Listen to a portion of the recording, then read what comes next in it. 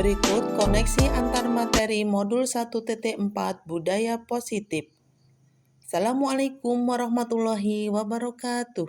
Tabik pun, salam dan bahagia Bapak Ibu Guru hebat. Saya Dian Yunianti, CGP Angkatan 8 dari SD Negeri 11 Negeri Katon, Kabupaten Pesawaran Lampung. Dengan fasilitator Ibu Ida Rita Sumanti dan pengajar praktik Ibu Wahyuni. Seorang guru yang baik harus memiliki kemampuan dalam mewujudkan budaya positif di sekolah. Berikut kesimpulan saya mengenai peran saya sebagai guru penggerak dalam menciptakan budaya positif di sekolah.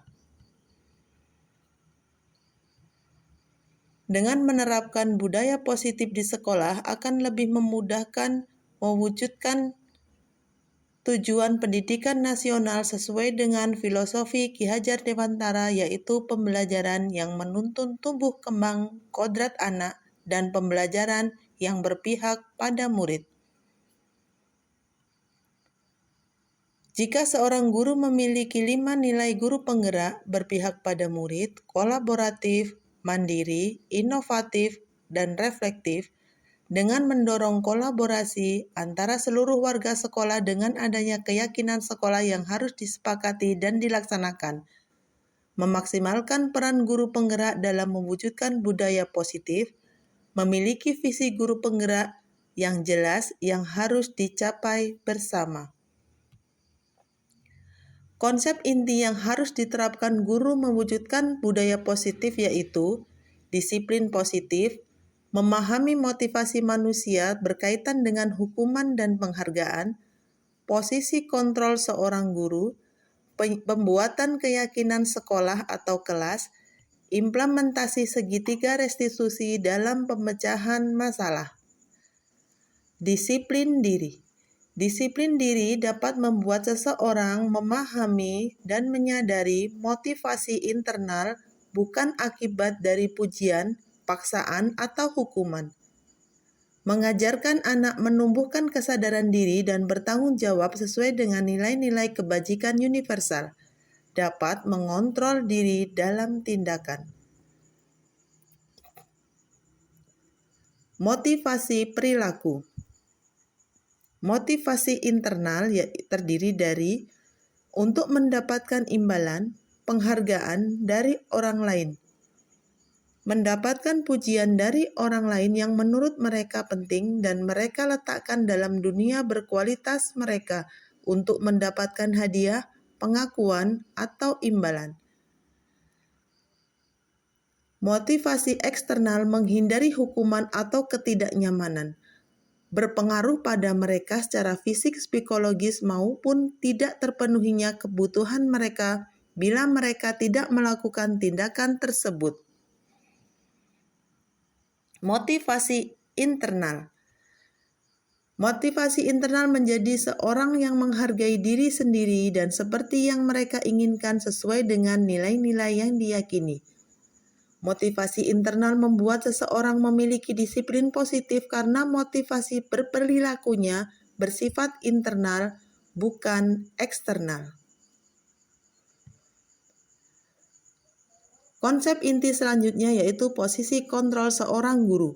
Posisi kontrol yang pertama yaitu sebagai penghukum, kedua, pembuat merasa bersalah, ketiga, sebagai teman, keempat, sebagai pemantau, kelima, sebagai manajer.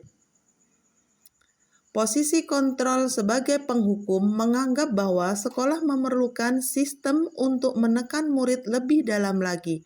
Dia percaya bahwa hanya ada satu cara untuk mengatur siswa, yaitu caranya. Intonasi suara tinggi, bahasa tubuh, mata melotot, menunjuk, dan menghardik. Outputnya, siswa menjadi pemarah, pendendam, dan agresif. Posisi kontrol pembuat merasa bersalah, guru atau orang tua bersuara lebih lembut menggunakan keheningan yang membuat orang lain merasa tidak nyaman, bersalah, atau rendah diri. Murid akan memiliki penilaian yang buruk tentang diri mereka, merasa bersalah, merasa tidak berharga, telah gagal, dan mengecewakan orang yang disayanginya. Posisi kontrol sebagai teman, guru atau orang tua akan bersuara ramah, akrab, bercanda. Posisi tubuh senyum merapat pada murid. Biasanya murid akan ketergantungan pada guru tertentu. Kecewa jika tidak dibantu, hanya bertindak disiplin pada guru tertentu. Posisi kontrol sebagai pemantau, guru akan bersuara nada datar dan bahasa tubuh formal. Guru bertindak sebagai pemantau berdasarkan daftar perhitungan, catatan, peraturan, dan konsekuensinya. Biasanya murid akan merasa tidak nyaman. Posisi kontrol sebagai manajer, guru berbuat sesuatu bersama murid. Murid dipersilahkan mempertanggungjawabkan perilaku dan mendukung murid menemukan solusi sendiri. Guru mengatur dan membimbing murid menjadi pribadi mandiri dan bertanggung jawab, menciptakan lingkungan positif yang nyaman dan aman, serta menguatkan karakter atau watak. Bahasa tubuh mendekat pada murid, nada tulus, tidak kaku. Konsep inti selanjutnya yaitu keyakinan sekolah atau kelas. Guru berperan dalam mewujudkan terbentuknya keyakinan sekolah atau kelas dengan adanya kesepakatan antara guru dengan murid atau warga sekolah lain. Keyakinan sekolah berupa pernyataan universal yang mudah diingat, dipahami, dan harus diterapkan dalam lingkungan. Konsep inti selanjutnya, implementasi segitiga restitusi dalam pemecahan masalah. Restitusi adalah proses menciptakan kondisi bagi murid untuk memperbaiki kesalahan mereka sehingga mereka bisa kembali pada kelompok mereka dengan karakter yang lebih kuat.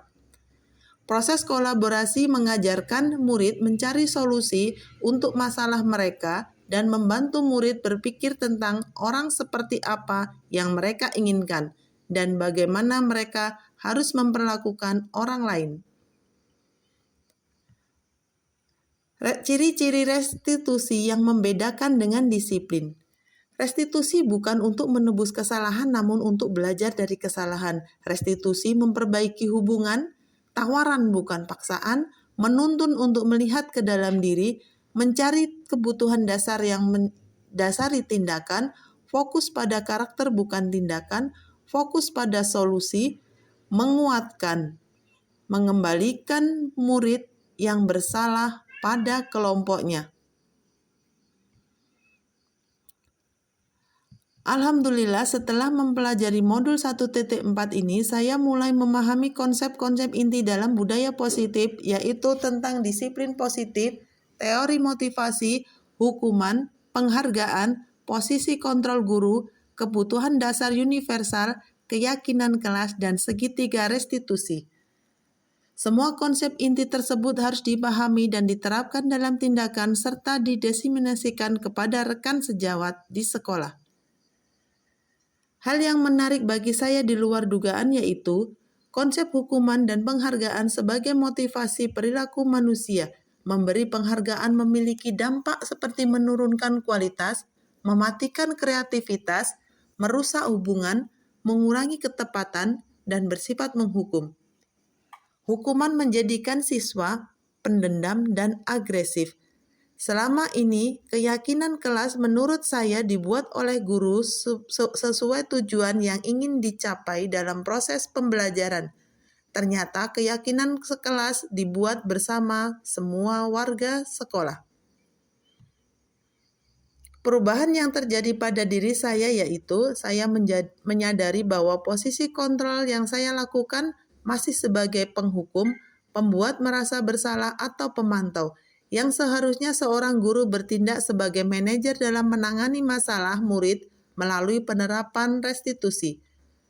Saya sadar bahwa keyakinan kelas harus disusun berdasarkan usulan atau masukan murid, dan saya memahami bahwa keyakinan kelas tersebut bisa ditinjau sewaktu-waktu bila diperlukan.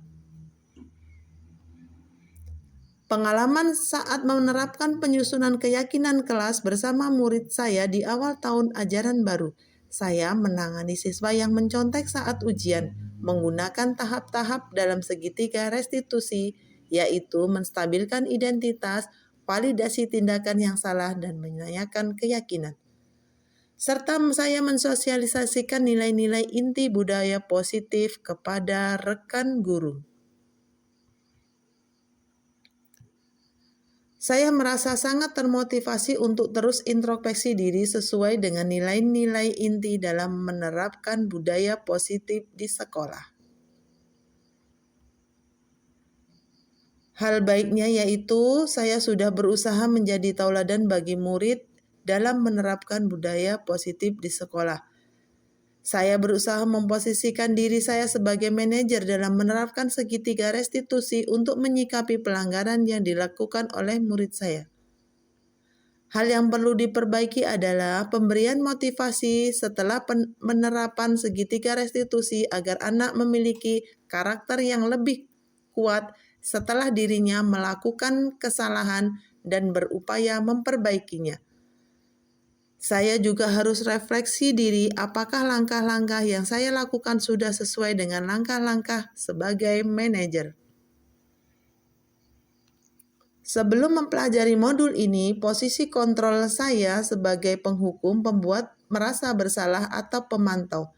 Perasaan saya saat itu yaitu merasa tidak nyaman dan bersalah kepada murid karena harus memberikan hukuman atau konsekuensi jika ada perilaku yang salah. Setelah mempelajari modul ini, posisi kontrol saya berusaha menjadi manajer dalam membantu menyelesaikan masalah murid. Perasaan saya sekarang menjadi lebih senang, tenang, dan termotivasi. Saya mulai menyadari pentingnya kolaborasi dan komunikasi yang baik untuk menumbuhkan sikap mandiri dan tanggung jawab murid. Sebelum mempelajari modul ini, saya pernah menerapkan tahapan dari segitiga restitusi, yaitu tahapan pertama, menstabilkan identitas, dan tahapan kedua, validasi tindakan yang salah.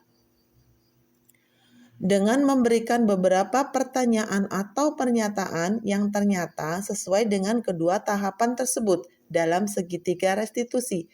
Misalnya, pernyataan bahwa setiap orang pasti pernah berbuat salah. Tidak ada manusia yang sempurna. Ini pasti bisa diselesaikan. Ada hal-hal lain yang penting untuk dipelajari dalam proses menciptakan budaya positif baik di lingkungan kelas maupun sekolah, yaitu kerjasama, kolaborasi, dan komunikasi efektif antara guru, tenaga kependidikan, orang tua, dan masyarakat sekitar dalam upaya mewujudkan budaya positif di lingkungan sekolah atau kelas dan di masyarakat. Pembiasaan pelaksanaan ajaran agama yang diyakini murid sehingga akan makin mempermudah terciptanya budaya positif di sekolah atau di kelas. Evaluasi secara berkala terhadap pelaksanaan budaya positif di kelas atau di sekolah. Demikian, semoga bermanfaat untuk kita semua. Salam guru penggerak, guru bergerak, Indonesia maju. Wassalamualaikum warahmatullahi wabarakatuh.